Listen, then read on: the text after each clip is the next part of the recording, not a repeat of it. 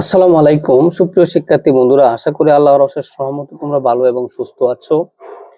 P of x equal to x to the power 4 plus 2x cube plus x square plus x plus 1 বহুপদীর ক্ষেত্রে সম্ভাব্য মূলগুলো ঋণাত্মক, অর্থাৎ ঋণাত্মক কতগুলো সম্ভাব্য মূল পাওয়া যাবে। তার মানে এখন তাহলে আপনি কি করবেন, জাস্ট পি অফ মাইনাসের এক্স বের করবেন, চিহ্নগুলো বের করবেন, মাইনাসের এক্স বসায় দেখবেন, তাহলে এখানে পজিটিভ হয়ে যাবে 4 থাকার কারণে, এখানে নেগেটিভ হয়ে যাবে, তাহলে নেগেটিভ আর পজিটিভে নেগেটিভ, এখানে নেগেটিভ বসালে পজিটিভই থাকবে, এখানে পজিটিভ বসালে নেগেটিভ হয়ে যাবে, আর এখানে হচ্ছে 1।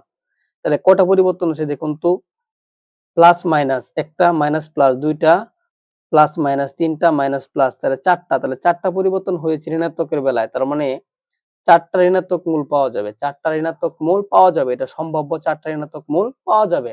আশা করি সবাই বুঝতে পেরেছেন।